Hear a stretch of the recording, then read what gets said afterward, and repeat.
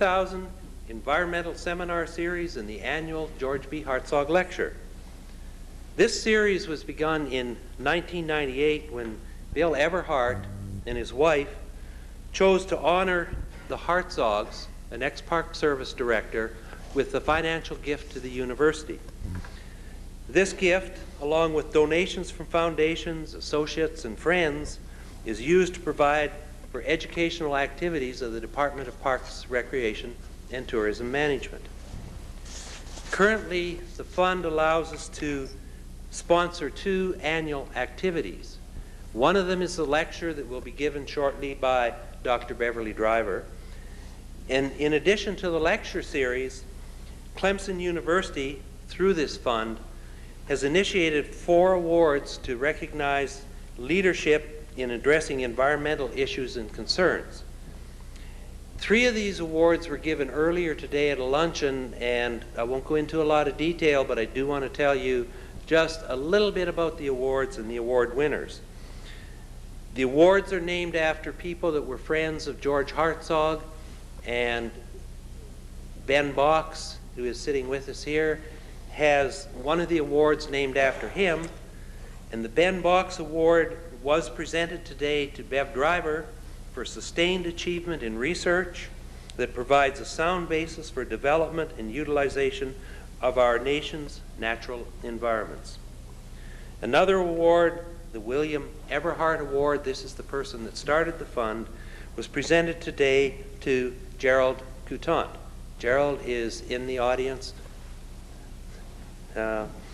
And Gerald is an ex-Forest Service employee, former Forest Service employee, and the award was given for his sustained achievements in interpretation and visitor services that have illuminated, created insights to, and fostered an appreciation for our natural and cultural resources. The last award that was given today is the Walter T. Cox Award. Walter Cox is with us today. He is a former president, or a president emeritus, of Clemson University.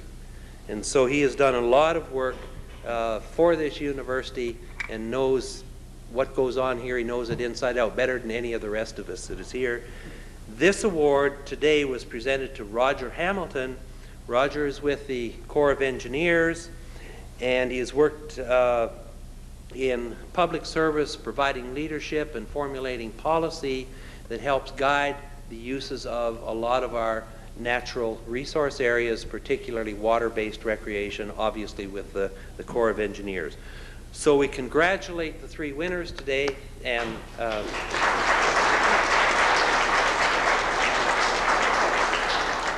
the 4th award, Dwight Holder Award, was not given today, but he has served both as an entrepreneur and in public service, and he has been chairman of the State of South Carolina Parks, Recreation, and Tourism Commission. That award goes to a former graduate student in Parks, Recreation, and Tourism for the efforts that they put forth after they leave the department.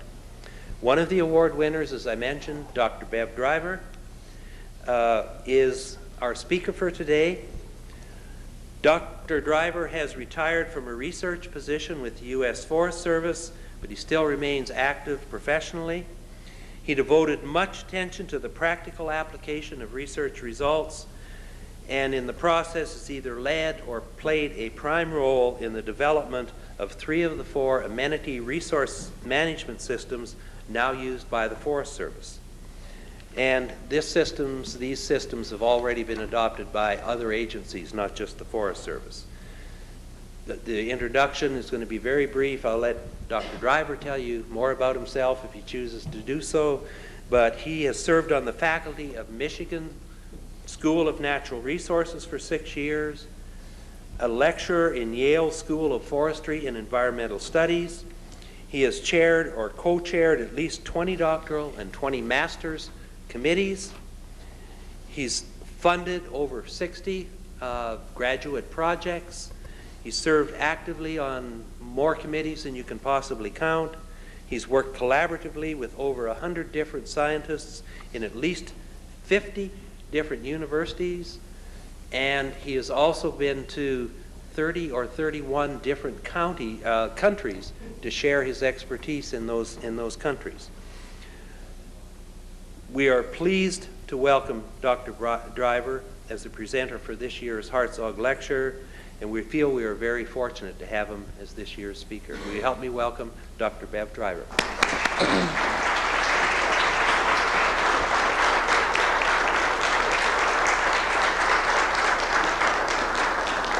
Thanks, Bob. Is it all right if I work down here?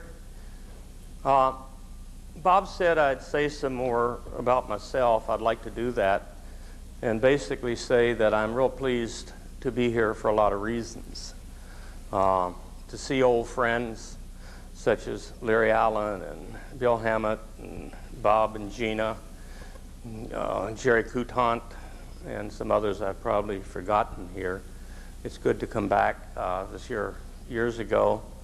Over the last 15 or 20 years, I've recommended Clemson as a place to go study for a lot of students. I don't know how many followed that advice. I've always had at least for 15 years, a very positive opinion of your Parks and Recreation and Tourism program here. It's a pleasure to meet some of the other people, such as Dean Box and President Cox, who helped create such a good program here. I'm enjoying the warm weather and the pear trees in blossom after escaping from the winters of Wyoming. And the people here have been very pleasant and very nice to me. Lastly, but not least at all, and this will surprise some of the people like Larry and Jerry and Bob and Gina and Bill who know me, I'm humbled. I know, Larry, you find that is a shocking concept. Bev Driver's humbled. I'm humbled to be chosen to give this lecture today after looking at the names and titles of people who've given it in the past. I guess 4 or 5 directors of the National Park Service and several U.S. senators and Secretary of Interior Stuart Udall, and the list goes on, Max Peterson, Chief of the Forest Service. So I'm real pleased and honored and humbled to be here, and I appreciate the award. What I want to do today is share with you 2 convictions I have, or beliefs that I have, that sort of emerged in the last 3 years, I would say. The first one is that if you look at the history of leisure studies and management in the United States, we've made tremendous progress in a short 35 years. And I want to describe that progress to you a little bit. I think it's important that those of us in the many leisure professions and all the subspecializations of parks and recreation resource management understand how far we've come in a short period of time and acknowledge that and take more pride in it professionally. The second thing I want to do is share with you something that I know Larry agrees with, because we've talked a lot about it, is the need for us in the leisure professions to better articulate to everyone within the profession, to state legislators and city councils, to other agencies with whom we work, and to the citizens at large, the tremendous social value that recreation adds to society. It's the biggest challenge facing the profession as far as I'm concerned, and the major reason that I'm staying professionally active, other than to take advantage of being able to travel like this, is to push that message and try to encourage us to understand that better. I'm going to start on the first theme, the progress we've made in leisure studies, by giving some quick personal examples. And in doing so, I hope I don't misrepresent or talk too harshly about some of us who have been around longer. But I have an undergraduate degree in forestry and wildlife conservation from Virginia Polytechnic Institute. During the time I got that degree, I can't remember hearing the word recreation once. I'm sure it was mentioned, but it's not in my memory. And then I worked 4 years for the Forest Service, a year on timber management inventory, then 3 years on the Monongahela National Forest as an assistant ranger on the Marlington Ranger District, and primarily in timber sale administration, management, and cruising timber. And then I went into the Forest Supervisor's office and was in charge of timber sale appraisals and timber stand management. I heard the concept of recreation mentioned. We had a recreation staff officer. We didn't have any other people in recreation on the Monongahela then. I worked 57 through 61 in the Forest Service. And the staff officer had charge of lands and survey, fire, and recreation, and he didn't do much in recreation. So recreation wasn't something that I was thinking much about when I was a timber beastie on the Monongahela National Forest. And the few recreation people that I knew there had the reputation, and I shared that image, that they were in recreation because they couldn't hack it in the other fields of forestry. Okay? I was going up very fast in the Forest Service on the Monongahela, I think because the forest supervisor, and he told me as much, I reminded him of his favorite child who was with his divorced wife. And I had some other attributes I'm sure he liked. I could really eat a lot of those wild ramps in West Virginia. And I could spit a straighter stream of chewing tobacco than some of the other people. But anyway, given that I was a fair-haired child, I decided to go on to Michigan and get a master's in public administration so I could be chief of the Forest Service. I lost those aspirations somewhere along the line and ended up getting a doctorate there. When I was a graduate student at Michigan, I avoided recreation courses with a passion in the early 60s. And I did because I didn't think they had much content. They had a lot of meaning, a lot of pretty slides, a lot of personal experiences of the professors. But I remember, and this is a true story, about my second year as a graduate student there, I stopped outside the door, and I won't mention the professor's name, and he had a slide of a picnic table on the screen.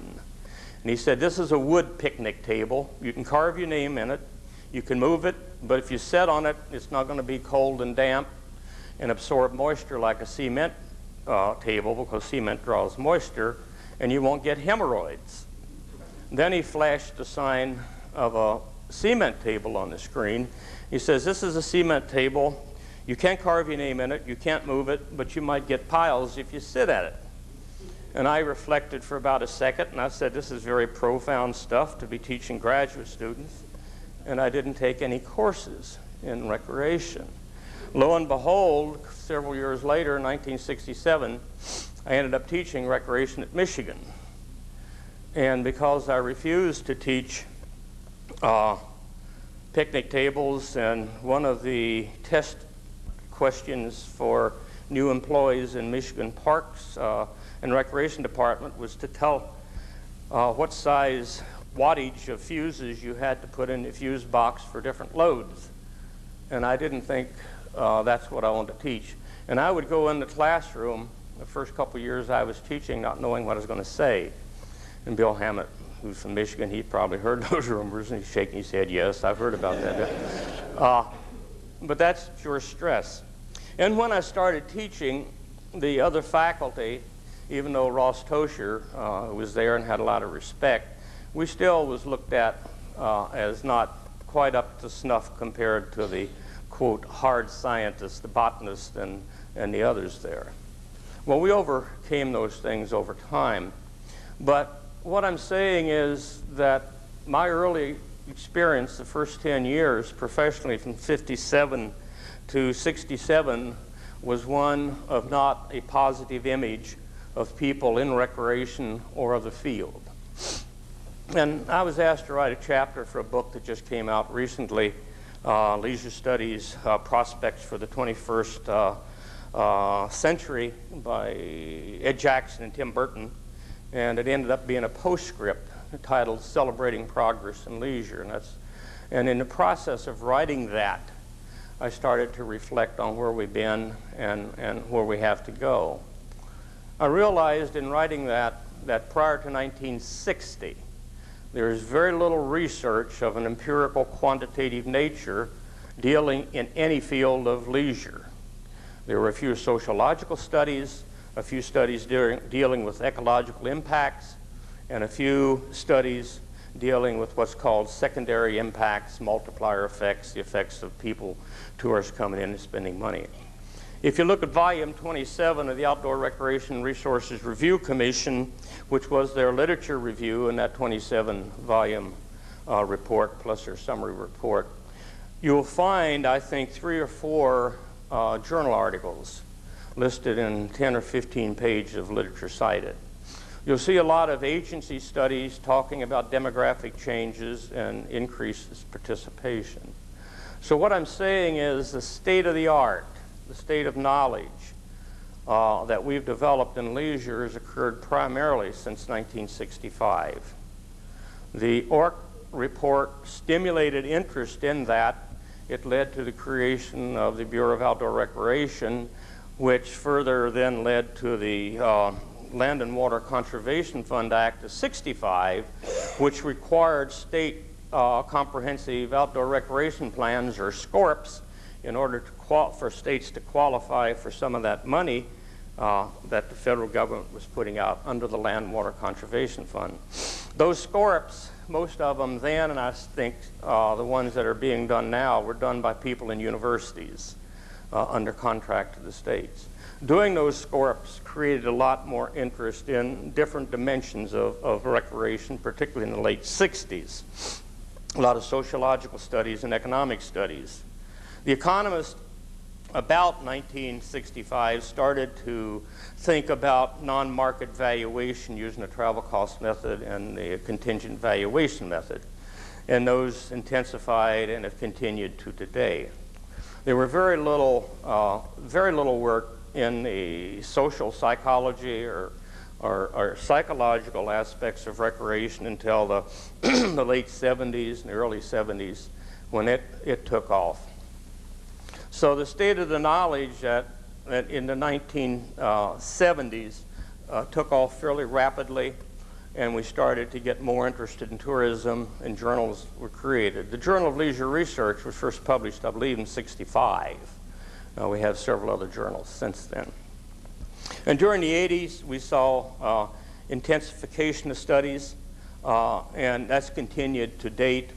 And it was about during the 80s, I would guess, that we started to bring in seriously people with expertise in other disciplines and applying better theories and methods out of psychology and sociology, particularly in attitude theory and persuasive communication. The state of the art has advanced greatly in 35 years, just tremendously in 35 years. The state of management practice, okay? In the early 60s, even though the managers were doing good work in protecting the parks and the resources, the guidelines they had for management were primarily intuitive, good judgment. Because we didn't have a body of knowledge, really systematic body of knowledge was sort of coming online around the 70s. We really didn't have a lot of the managers trained in any types of theory, a theoretically based, empirically supported body of knowledge. And because in the early 60s, there were not many colleges and universities teaching recreation courses, outdoor recreation courses. But then in the 70s, we started to bring management systems online, such as the Visual Resource Management System, the Forest Service, and the BLM. Then in the 80s, there was a real growth of the development of those systems, Recreation Opportunity Spectrum, LAC, VI, VIM, VERP, BURP, whatever the others are, meaningful measures, and now the benefits approach. A lot of those systems are now what I call science-based. They are based in good theory of management science, a good theory of leisure behavior, and they have reasonable empirical support. And those systems have really advanced the state of management practice, as have the practitioners themselves, as they've gotten professional degrees in the different fields and come back to get training, such as in the short course here that Gina and Bob run here at Clemson, have been doing for what, 23 years? 22 years. A big contribution. But they have something to teach now. They have some concepts. They have some principles.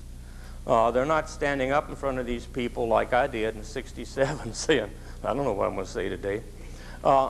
We've made great progress. And in the state of education, we've got all kinds of universities now. I was just up in North Carolina, and I was amazed that there's 6 accredited schools accredited by the National Recreation and Park Association in North Carolina. It might be too many, I don't know. But I was dumbfounded that they had, I think they have more accredited programs than any other state. I don't know if they like to play more than you folks do down here or what.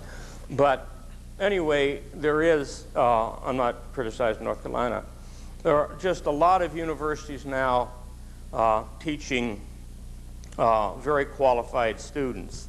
The other thing I forgot to mention is when I started my doctoral studies at Michigan in '62, the students who came there to work on a doctorate in recreation, the better students all left and went to either forest economics or to ecology. Hans Gregerson, who's at Minnesota, did that. Larry Tombo, who's the dean at NC State in recreation, did that. Terry Sherrick did it. I could mention some other names. They weren't challenged. Now, and when I left Michigan, we were attracting some of the better students in the department, including the Bill Hammetts and others, and those students were getting the top student achievement awards.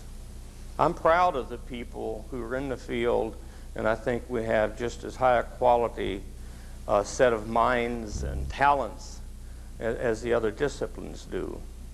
The state of education is advanced too in terms of subspecialties of leisure.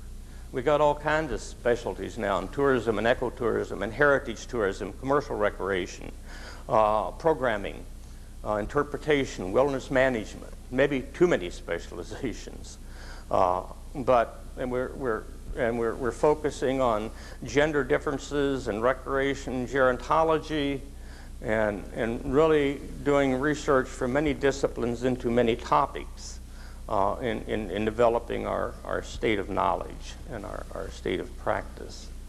So I know of no, I won't call it a discipline for reasons I mentioned in a minute.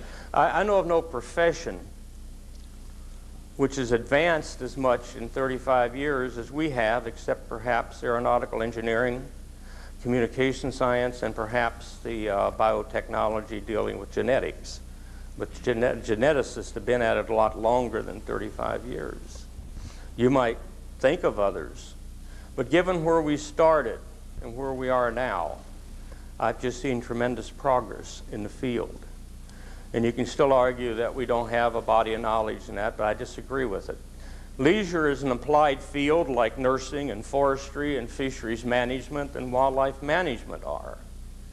But once you apply concepts from the parent disciplines, such as biology or psychology or sociology or political science or economics or anthropology, to a unique type of behavior, leisure behavior, which is intrinsically rewarding and occurs during non-obligated time and is voluntary, that is, has a high degree of perceived freedom, you end up with theories about that particular behavior that you don't have about other behaviors. So even though we're applying theories from other disciplines, we do have a professional body of knowledge. Is that a clear statement? Okay. Some people say we don't have any theories unique to leisure. Well, if you're looking at the parent disciplines, yes, but if you're looking at the applications of those theories to a particular type, a unique type of behavior, then we have theories and predictabilities about those behaviors from the application of those theories. Okay. We have a body of knowledge, and that's what a professional organization is based on, an empirically supported body of knowledge and a code of ethics, which distinguishes from trades like carpentry and plumbing and electrical stuff. They have knowledge, but it's not necessarily an empirically, theoretically supported body of knowledge.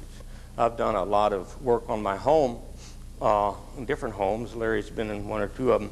And I know that if I'm soldering copper pipe, I need to sand it, I need to keep my dirty, oily fingers off of it, and then I need to put the flux on, and then I need to apply the heat in the right way, and I don't apply over a half the diameter of the pipe to solder. And then I back the heat off. Well, that's knowledge, but it's not a theoretical concept in terms of my hammering and stuff. We do have a professional body of knowledge for which you and I, as professionals in this field, are responsible. And I think it's important, as we in the leisure professions try to gain parity with the other social services, health, education, sanitation, justice, police protection, welfare, as we try to gain parity with them, we need to acknowledge that we are professionals and be proud of it, articulate it, and appreciate it. Okay? That's my first message. I'm proud of the profession. The profession's been good to me, and I'm proud of it. For my second message is that I'm firmly convinced now that leisure services, broadly conceived, add as much total value to human welfare or the welfare of a society as any other social service, including health and education. That's a shocking statement, isn't it? Health or education. I believe that. I also believe that the leisure industries, broadly conceived, are the largest industrial sector in the United States. I would say that as a qualification of what I've just said, when I say that leisure services add as much value or more value to society or human welfare or social welfare than any other social service, I'm only talking about the developed countries, where the needs for health, shelter, education, clothing, and sanitation have been reasonably taken care of. In other countries, these other things override them. But in most of the developed countries, I'm convinced, and I've been convinced this way for 3 years, that we add as much value to society as any other social service. We do, because leisure pervades everything we do. It pervades our health, it pervades our learning, it pervades our development and nurturing of pride in our state, in our nation. It pervades our ability to recreate and rest and go back and work better. It pervades our social networking. It pervades our spiritual development and growth. It pervades forming of a large component of our self-concept, our self-identity, our self-efficacy. And I've done some literature reviews and just trying to see how many benefits of a personal, social, economic nature or benefits to the biophysical environment or the realms such as nurturing a stewardship can be attributed to leisure and have been attributed by what I would call empirical research. I have about 110 in the list. There's a catalog put out by Parks and Recreation Federation of Ontario, Canada, that lists all these benefits and shows in about an inch-thick document what science has been attributed to them. They come up with a larger category because they subdivide some of mine. I don't know of any other social service that can claim 109 separate benefits to its people. Leisure is very important in keeping the rising cost of health care down. John Crompton and Peter Witt, I just give you some for instances. At Texas A&M has done some very good research, and Larry's helped them with this and cooperated on at-risk youth.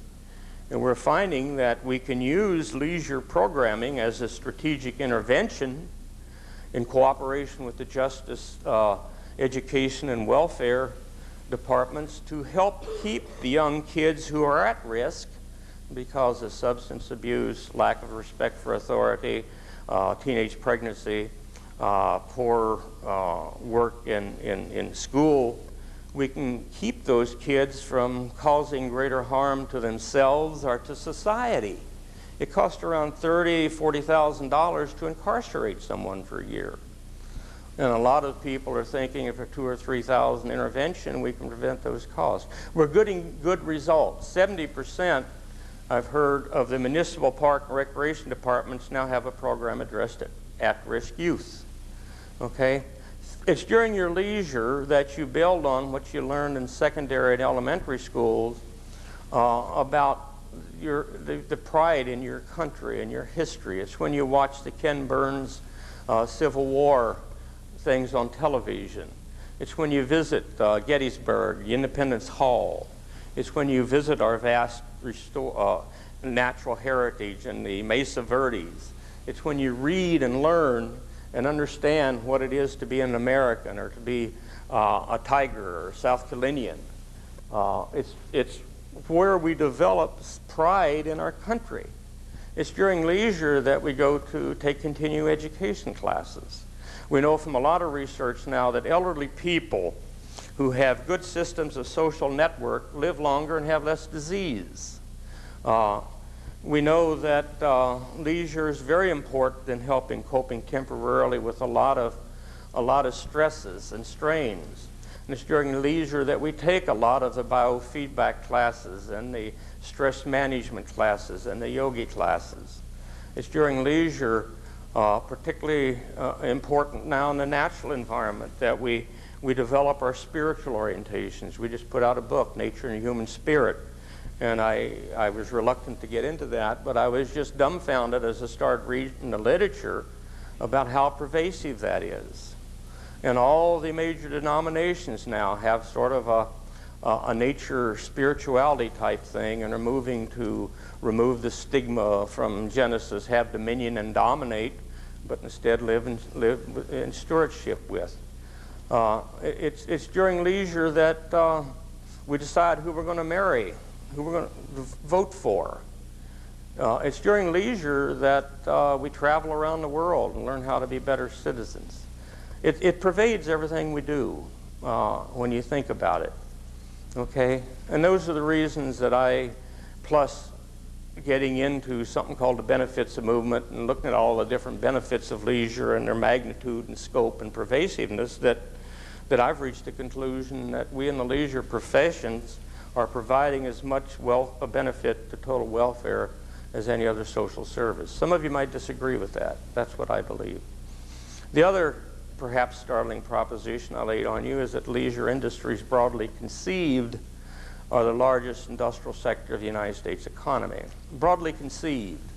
I'm talking about the percentage or the proportion of sports utility vehicles and other cars and computers that should be allocated to the leisure account. I'm talking about continuing education. I'm talking about all the professional sports, soccer, hockey, football, baseball, all of those, and the salaries of those people that needs to be allocated to the leisure accounts. The Winter Summer Olympics, they need to be added to the leisure account. All the sports and stuff you do on weekends in the high schools need to be added to the leisure account. International travel, biggest generator of flows of money internationally than sales of automobiles, grain, or computer equipment, by far larger than any one of those components. The primary generator of foreign exchange in most third world countries now is travel. One of the few of our economic sectors in the United States that doesn't have a trade balance that's deficit. When you add all that in, then you start adding the airplanes and the yachts and summer homes and entertaining in your home, the food, the booze. Then you not only add the cost of, you not only think about television and the Discovery Channel, you think about the capital cost that goes into building the libraries that pays Tom Brokaw and what's his name, Jennings, or any other anchor, plus all the support people, the lights, the heat, and the cost, the capital cost of the library, buying the books, of education courses, plus what you spend on your own recreation for the footballs, the fly rods, the soccer balls, the paraphernalia, the uniforms, the badges, the hats, the fishing vest, and everything you spend for your own personal leisure. and you add the motels and the hotels, at least part of that into the leisure account, you've got an economic sector in aggregate that I think is the largest in the United States in terms of wages, salary, capital expenditure, and revenue from tax receipts. We don't have it accounted for very well. Dan Stein's a friend and professional associate at Michigan State, just looking at the stuff we do account for, estimated 25 to 30% of employment in the United States. And he didn't include the stuff I was including, the Peter Jennings and the computers and other things. It is big business, okay? But who knows it? Who knows that leisure is an important social service and maybe one of the most important ones? Who knows that we're perhaps the largest economic sector? Very few people. And very few people within our profession, within the National Recreation and Park Association, 26,000 members, know it. NRPA picked up on the benefits movement 4 or 5 years ago, and they say the benefits are endless. And they're doing a good job, but we're not being specific enough in terms of what are these benefits and who do they impact, where, when, and in what amount. Okay? As leisure professionals, we have to do what John Crompton has said, and Larry's been working very effectively at. We need to reposition ourselves. We need to reposition the image. We need to change the image of parks and leisure in the minds of, first, the profession. We within the profession need to understand that more completely. What are the impacts? We need to change that image in the minds of the people that work with other agencies, with whom we work in other agencies with whom we work, and we need to particularly change the image in the mind of the city councils, the state legislators, and the national legislators, and we need to change it in the mind of the public. Several key staffers, one in the House and one in the Senate, I've gotten to know and working on some of this, have told me that members of Congress view parks and recreation as gaming funds, and it's not really a social viable thing that they're concerned about given the other alligators that are biting parts of their anatomy. They still have the perception that it's fun and games and it's not all that significant. I think we do a fairly good job in the amount of money we allocate to parks and recreation and to different levels of government, but we could do better in doing it. So if we're ever going to overcome this lack of understanding of the significance of our profession, then you and I and everyone else within the profession first has to accept as fact that we are a profession that's made great progress, and we should be proud of it. And second, we need to, as professional people, try to understand better and more clearly what these different types of positive impacts of leisure are and articulate them to people with whom we associate.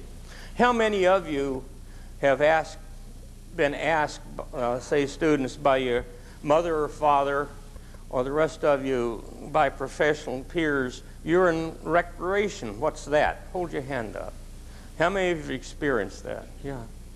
Well, the only answer to that, and we've all gone through it, well, your daughter or son, why don't you go out and do something, make some money, do something real, no?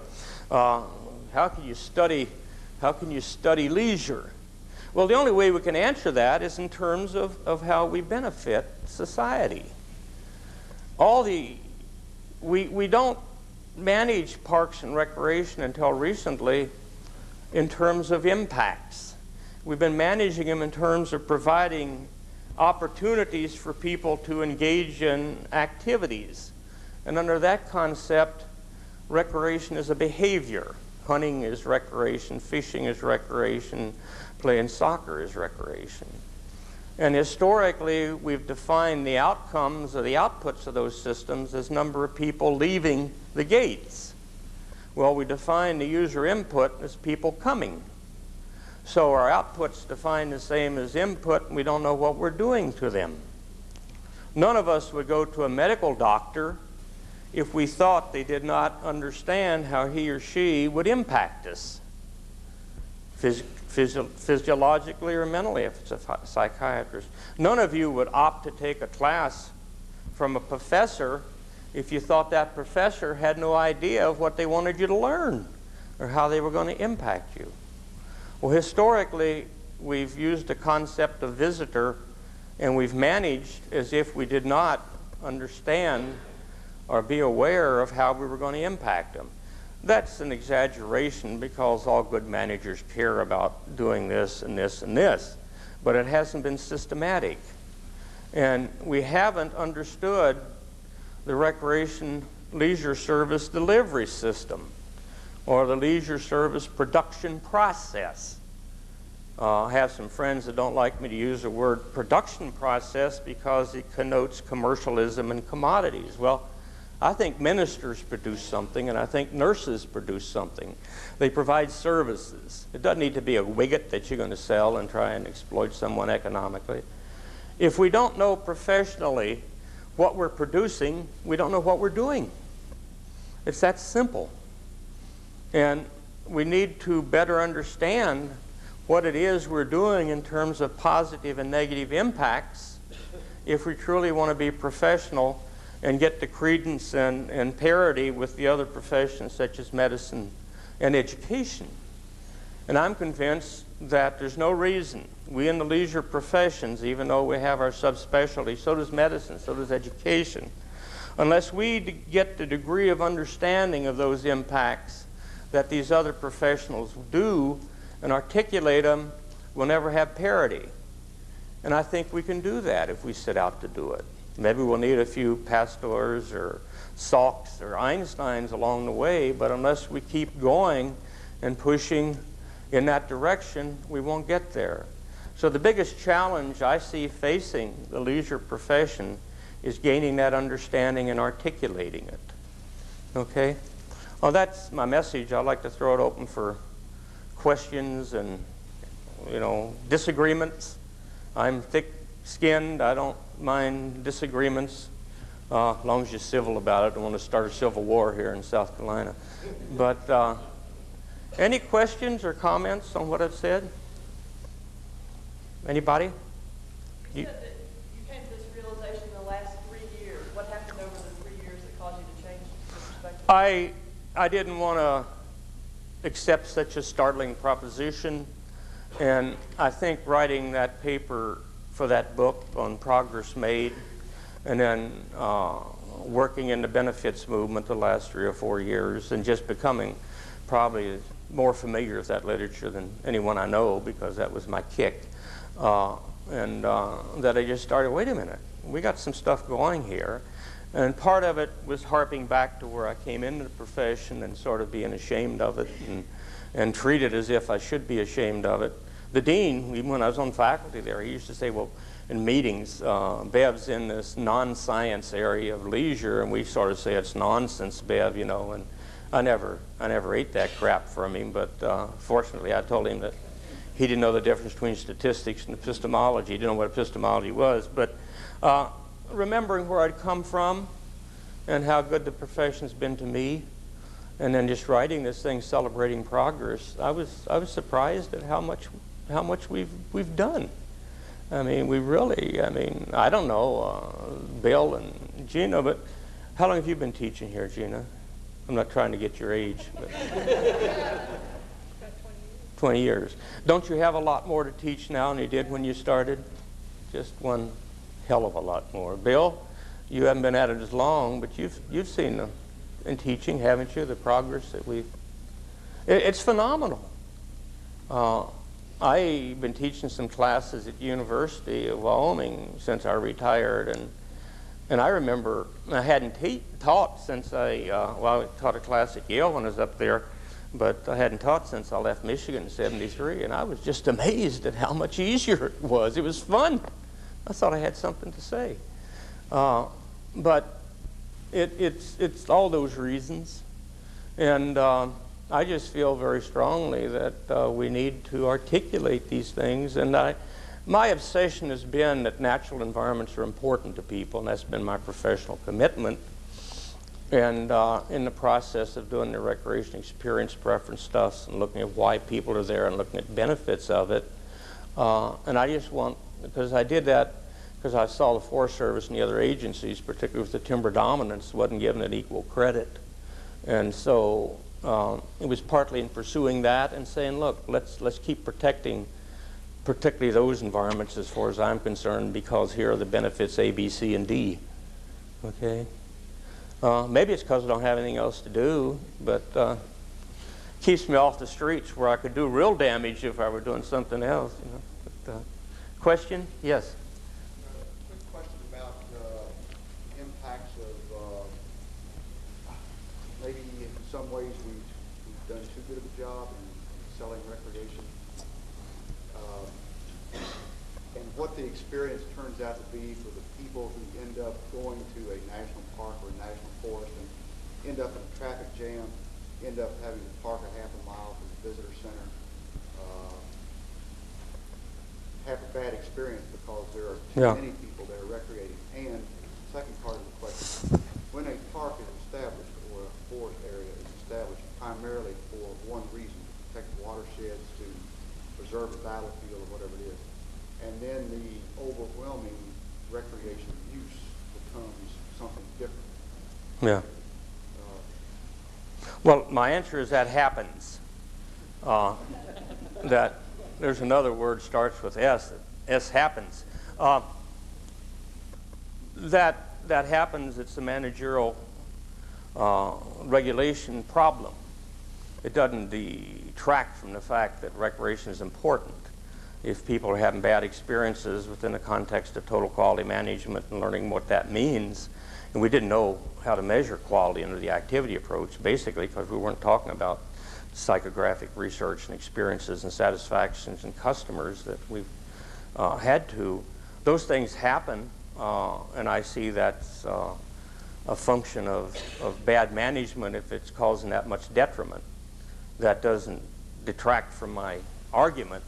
It's just saying we need to do a better job of understanding what our customers want and managing accordingly, using rationing and other techniques, and developing themes for certain areas and sticking with it. I don't know if that helps or not.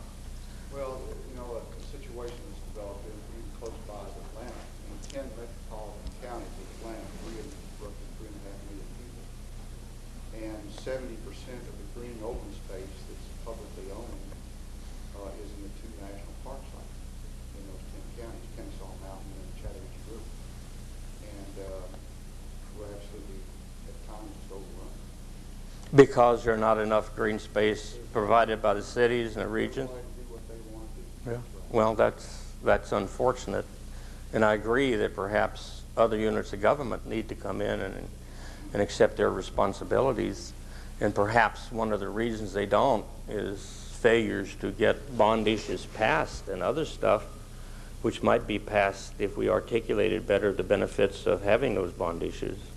I know where we've used a benefit message in some instances to sell bond issues, they've been successful when they haven't in the past. Well, I mean, I agree there's problems. I'm not, there's many ways to handle these. I mean, we used to think in the Forest Service under the Gifford Pinchot Chief Forester, German-trained model, that there was only one technically correct answer to a problem, and we the professionals knew it. But we've learned through collaboration and a lot of litigation that there are many right solutions depending on what compromises you can reach. Certainly there are technical answers in terms of hardening the sites and managing the critters, but in terms of the overall allocation, there's no one right answer. And so it's how you're going to get that compromise and get the stakeholders involved in it. well, I don't know if I'm helping or not, but there are good arguments for setting aside greater amounts of land for passive recreation use. I agree, but I would argue that's not going to pass in many instances unless we can articulate the benefits thereof. And that's fair game. I've seen over the last 15 years in all the countries I visit in the United States, the public are clearly expecting and demanding at least 5 things from the agencies. One is that they be responsive. And that means, particularly after the National Environmental Policy Act of '69, that they be involved. And involvement in most of the agencies now move from involvement to collaboration, because we've learned we had to. 2 years ago, the Chief of the Forest Service said we're going to practice collaborative stewardship, which I think is a nice concept. They want to be responsive. They want the public officials elected and appointed to be accountable to them for how they're spending their money. The public is demanding this at all levels of government. We can't be accountable in Parks and Recreation unless we know what we're providing. And activity opportunities isn't enough anymore. The public expects these public officials, Parks and Recreation agencies, to also be cost-effective or non-wasteful in their operations. And that requires some knowledge of benefits to compare to costs. They expect them, they always have, to be fair, and if there's resources involved, to protect and sustain the natural ecosystems. And I think that this whole notion of responsiveness is one that we've really learned a lot about in all the agencies. The National Forest Management Act required the Forest Service to develop plans for the 158 Jerry National Forests. There's some combined. I think there's about 108 units that had to develop plans as mandated by that act. And a friend of mine who worked in planning told me that all but about 7 or 8 of those ended up in litigation. And most of them were held up and we couldn't implement them. And a gal at the University of Michigan, Julie Wunderlich, interviewed those 8 and found out that they were practicing a collaborative style of management involving all their stakeholders throughout the process, rather than bring them in here to find the needs. Goodbye, I'll see you when you review the plan. And so we've learned that we have to involve our customers. And our whole concept of stakeholders greatly expanded over what it was. Forest Service, we used to call them visitors, and then Jerry and I and some others worked on the recreation management strategy, and we went to customer, which wasn't well received. But we know the customers, or many of them are off-site in local communities, and even the off-site people that never visit the site and pay in taxes vicariously appreciate them. There were 3 studies of wilderness in the 80s, and one by the National Forest Product Association, is that the correct name? And the National Forest Product Association was out to prove that wilderness was that important. All those surveys showed that anywhere from about only not more than 16% of the respondents, they were national household surveys, one of them was regional, ever visited wilderness. Anywhere from 76 to 92% were willing to pay their taxes to continue protecting them.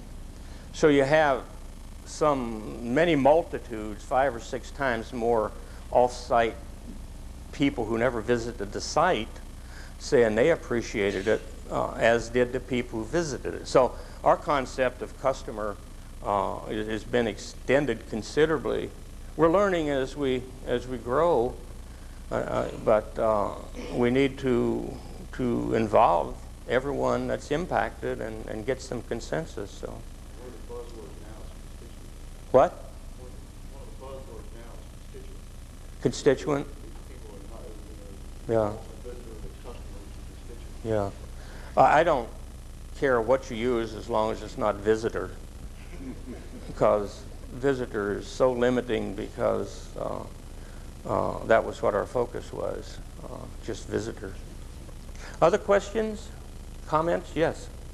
You define recreation and leisure so broadly that you build a situation maybe where World War II was a great moment in leisure, certainly one of the world's great bits of theatrics. You can build a definition so broad and encompassing it gets as large as everything. Yet one of the characteristics of the profession is they attempt and are generally successful at establishing a monopoly over the services. That is, Yeah. doctors can practice medicine, they have to go through something. Lawyers have to go through something, and they have a monopoly. I mean, I can't practice law, but somebody who has been to a bad university to... Yeah, I follow you. How do you reconcile this? If we are a profession, we should be seeking to establish a monopoly over the services we offer, but our services are so broad that they encompass everything. I don't think we should be seeking, it's a very good question, and it was raised the last time I gave this talk. I define a leisure experience as one that is intrinsically rewarding, as opposed, I'll come back to that, and finds its source in voluntary engagements during non-obligated time. Intrinsic reward is where the reward's inherent in the activity. So if you play golf to get a salary increase and no other reason, that's extrinsic reward. Okay, it's voluntary to the extent, and you don't feel obliged to do it, so you have a high degree of perceived freedom. Anything that falls within that, to me, is leisure, meaning a lot of our work is leisure. A lot of people aren't obliged to go to the office. It's voluntary, and they're really not that time constrained by it, and a high degree of intrinsic reward. Most of the things that park and recreation professionals attend to as park and recreation resource managers occur within what I might call a time-space nexus. There is something to manage here at a certain time, a soccer field and a park and something like that. So I think if you're claiming the social significance of leisure, then you are cutting across health and education, okay? And I don't think we leisure professionals should claim that realm other than know how we're impacting health and education and work collaboratively with people in that discipline, because it's not a discrete thing. But in terms of the monopoly we claim, if I may, it is that time nexus that we've been assigned to do it in the public or private sectors, for which we have professional responsibilities to understand our clients, constituents, customers, whatever you want to call them, and understand how we're impacting them. Does that help? I think you are bound to be broad when you're thinking of leisure. You're bound to be broad when you're thinking of education. You're bound to be broad when you're thinking of welfare or health. And I don't think that that means any one of those claim a monopoly on it. But I think that's just the way systems are structured. They're Venn diagrams rather than discrete separate circles. So when I say we need to understand the benefits of leisure, we need to understand it comprehensively. But then we need to apply it within our realm, our monopoly that's been carved out for us by agency or whatever it is. But even that time-space nexus is broad. If you get into tourism, commercial tourism, travel, interpretation, education, and this kind of stuff, as well as parks, recreation, and all the subdivisions of it. Does that help? It does, but it doesn't necessarily follow that to argue that this is the largest sector of the economy in the world. How do you say of the world? Well, I said of developed countries. it's been published to the world also. Not by me. We could take it by... I can't think that big. We could take it by the United States. Yeah. It doesn't necessarily follow and say, well, this is the largest section of our economy. Therefore, the Norris Recreation Department needs a 50% increase in its budget as opposed to the police. You see what I'm saying? Oh, there's constraints. Yeah. And I say let the police articulate the benefits of their service, okay?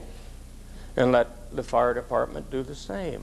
They have done a better job, and Larry's done a lot of work in this arena, and I'll call on him in a minute, of articulating. I talk to him all the time. No, but Larry, is it correct in your community surveys you find that parks and recreation are perceived by the people you interview as probably the most valuable service they have, generally over fire protection and police protection Is that true or not? What? Yeah, but it doesn't get the most money. And so there's a gap here, there's a dissonance. But I still say it's fair game for us to claim for leisure what falls within a definition of leisure that we use if we can get agreement on that definition. The World Health definition of health deals with effective performance, not merely the absence of disease or infirmity. And that's what's widely used in medicine. Well, that effective performance is, and it doesn't say effective performance in a health realm, it just says effective performance. Well, that's broader than what I'm doing, but they're claiming it.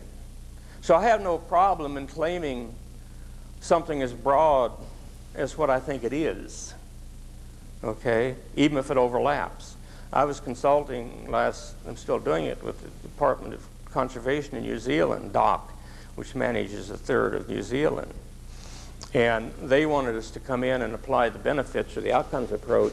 And the first person we met with was a gal in policy analysis who said that DOC would not do anything in any realm that was covered by another agency such as health and education. And I said, well, suppose through tramping your tracks and other things, DOC can promote physical health. She says, we will not do that. I said, well, suppose, how about environmental education? She says, only on site. We will not go into high schools and talk to the students. And I just looked at her and I said, you're crazy. That's what I said, because of some other things she said. She wasn't representing DOC, but that's a philosophy I disagree with. The only reason I know a public agency exists is to serve the public welfare. Now, maybe DOC doesn't have funds to divert too much to that effort, but it's certainly a subsidiary goal. So I feel that DOC has a mission through their Conservation Act that doesn't mention these things, but they have a responsibility to do it, the extent to which they can nurture an environmental ethic and good stewardship by talking in school systems and doing that. And the degree then that they're entrenching on education, they have a responsibility to do it. I'm consistent anyway, even if I'm wrong. But I don't know if I've just tried to clarify where I'm coming from. We don't need to agree, even as long as we understand each other. It's a good question, okay? But I think we are forced to look that broadly if we define leisure as intrinsically rewarding and doing these things. Now, whether a park and recreation agency should try to monopolize Peter Jennings or Tom Brokaw, no. No.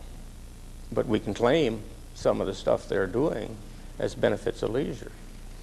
And I wouldn't use Tom Brokaw or probably, well, certainly I wouldn't use continuing education classes or public libraries to try to increase the Forest Service recreation budget. That'd be a laughing stock.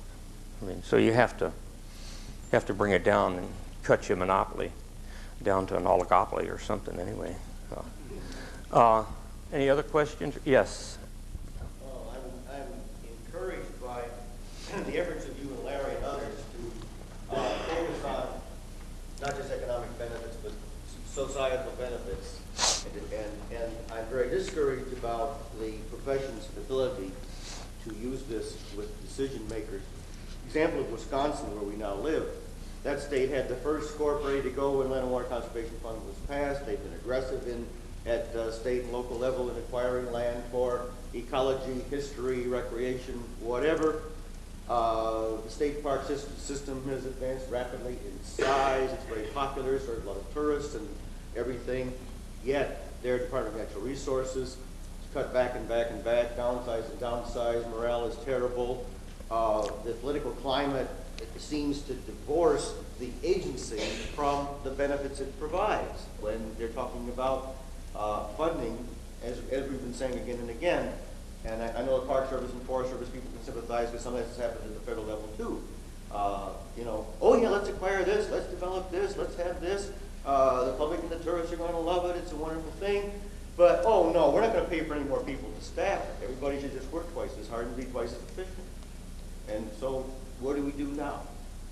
Well, things are cyclical. It could bounce back, but next door in Minnesota, Bill Morrissey, the state director, I don't know if you know Bill or not, he's adopted the benefits approach, and as an addendum to his message to the legislature, his budget message, he has a 1 or 2 page thing extolling what benefits and describing them as accurate as he can based on surveys we've done there and implementation of the benefits approach.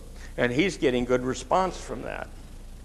So he is articulating benefits and getting positive response for it. Well, And I think some people are doing this in Wisconsin too, Yeah. but somehow at the decision-making level, it hasn't had much impact. well, you get governors with different agendas, and that's why I say it's cyclical.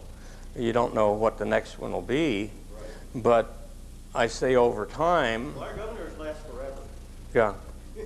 When Gaylord Nelson was there, he did a good job with Parks and Well, Rec. he started all this. Yeah, and he could articulate this stuff. I noticed he was one of the speakers here, and I know him, and I've worked with him, and he's very much into the mode of thinking he was, oh God, 20 years ago, one of the leaders in the field. And so he in Wisconsin was able to articulate it and get it. So it happens, yes. But, you know, there's bumps in the road. So, other questions or comments or disagreements or yes? Not disagreement. Well, that's fine too. You mentioned the need for public agencies to respond to their customers. The changing demographics in this country are going to create different customers. Cultural diversity is going to change the face of our customers, aging of the population. Do you think that public agencies such as the Forest Service are prepared to deal with that? Preparing. Roger was mentioning that in the Corps they're doing studies now on ethnic differences and preferences, and we have one research project. We have 8 experiment stations. The Pacific Southwest station is doing that. We know Hispanic come in larger groups, and they don't fit around a picnic table for 2. Yeah, we're trying to accommodate that. We're slow to respond, but we're probably doing as much research in 2 of our research projects in that very domain as any other agency. The North Central Station, John Dwyer's in Chicago is doing that research, and so is Debbie Chavez. So, yeah, I think we might have some catching up to do, but yeah, I think we will accommodate that.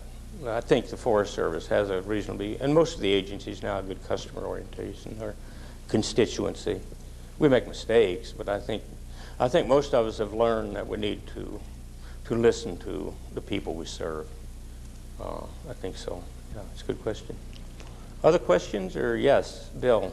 Since you began your talk today comparing, I guess, wooden picnic tables to concrete picnic tables, and where we were at that point in time, I agree with everything you're saying about benefits and the documentation of what we need to do. At what stage are we in terms of the benefits work? Are we at the picnic table stage? No, we're way beyond. I guess at what point are we? How much more needs to be done? Well, I don't mean to knock picnic tables. I guess the best way to answer that, Bill, is to say that I see 3 evolutions of approaches in recreation. Activity-based management, where we focused on provision of activity opportunities. And we really weren't into the minds of the people. We needed to know what were the characteristics, the settings necessary for activities to take place. In terms, if you wanted to ski, you probably needed some snow. If you wanted, you know, this kind of stuff. But it was activity oriented. And then with the recreation opportunity spectrum, particularly, we moved into experience-based management, where we started to say, these people in these activities desire this and this and this in terms of tranquility, solitude, opportunities for testing skills, privacy, nostalgia, group affiliation, introspection, spiritual growth, et cetera, et cetera. And that litany then sort of pervaded, I'm talking outdoor recreation mostly, that field, but it pervaded the other fields. And I'm being a little, pedantic, I guess, in saying that people practicing activity-based management weren't concerned about families and health and stuff. They were. but we didn't have empirical documentation of what it was. It was good intuitions, okay? And good architects and landscape architects like Jerry Olmsted, 1850 to 1890, was out when he designed a park, Central Park. He'd stay over there overnight, and he'd create quiet spaces and public spaces and nature spaces. And he was thinking experiential, and he wrote some of the neatest stuff about benefits and the social value of leisure ever written. So, so when I say we had an activity-based approach, I'm just being academic for pedological purposes, knowing there was overlaps. And then, as we got into total quality management, after reading who was it, Drucker and Peters, and looking at what the good industries like Coleman do and why they're successful, and we started mapping that stuff into public agencies, total quality management, customer service, we realized that we had other customers or constituents beyond the on-site user, and we also realized that we needed to understand more fully how we were impacting the users other than just the psychological experience realm. That's when we moved in the early 1900s systematically, certainly it was happening before, into the benefits movement. Okay, I see not too many managers now focusing just on activity-based management or activity-focused management. Activity-based management's necessary. We need counts of users. We need to talk about activity opportunities. We need that, but it's not sufficient. We need to go beyond that to understand how we're impacting people, and the quest to understand that with the growth of knowledge about leisure and customers and this stuff, then we started to say, what are we doing to the people? Similar to a psychiatrist or psychologist would say, how am I going to impact someone, or a medical doctor? So I don't think, my observation is that not many park and recreation managers are now pushing only the activity approach. 20 years ago, 90% of them were. I don't know if that helps or not. I see the movement toward benefits and experiences is intuitive, and I'm not bright enough to fight things that are counterintuitive, and so it's so I just think the concept makes sense. All the pilot test applications of it show the public like it. We've been involved in at least 20 of them. I don't know how many. You've probably done 20 yourself, haven't you, Larry? Pilot a lot of them. Has your experience been that the constituents like it and understand it? Like it. What? They like it. Yeah. It's, yeah. Well, that's a good point. But they feel we are being more accountable and letting them know what we plan to do, and they can hold us responsible for it. I don't know if I've answered your question. The concept is growing. The benefit stuff is growing very fast. Well, you know, I certainly buy into the program, and so I guess I wonder if there, at what phase were we within that particular approach right now? How much more needs to be done? Well, it's only, well, 200-300 maybe, Larry. Municipal parks are using it. Maybe more than that, 1,000. I don't know. But hundreds are using it. I don't know how many. There's more to go. The Forest Service hasn't implemented it. Park Service hasn't, whether they want to or not. There's a long way to go to get this as the mode of operation, trying to focus clearly on all the social, environmental, and economic impacts and target their provision by management objectives written for each one with prescriptions and standards. We have a way to go. But it's growing. It's sneaking in. So, yeah. That kind of leads into my question. It seems like there's a lot of discussions about this kind of thing in academia, but it really doesn't pervade into the practical world. And the benefit stuff? Mm-hmm. Oh, no, it's pervading. North Carolina Society of NRPA just put out a newsletter showing the examples of where it's being used. They have a team set up. They have an extension gal at NC State to implement it. NRPA just put out a booklet on the benefits approach by Ellen O'Sullivan, telling how to do it with a lot of insets showing where it's happening. It's growing. It's going. Or the people who are actually the practitioners and maybe the lower level programmers who are actually working with the people, are they getting the training that's needed? That's NRPA's training. Larry's done some training. We need some more training things. The National Association of Recreation Resource Planners, a very professional group, who focuses on outdoor recreation. They're setting up a benefits institute to train and disseminate information. They're having their annual conference in May. I'm running with Don Bruns, state recreation planner, a 2-day workshop on the benefits approach. Yeah, no, I think the practitioners are in some ways ahead of some of the academics in picking up on it. I'm pleased. Larry, what's your take on that? You see practitioners. Yeah, we're going to sort of have to take a mini break Yeah. at least, because on Tuesdays and Thursdays we think in 75-minute periods. Yeah, I told you I'd be done 5 minutes ago. I lied to you. Some of them have to, they have to run off to classes, so we'll give them a break. But Bev will still be here, Roger, Jerry, the award winners. Thank you.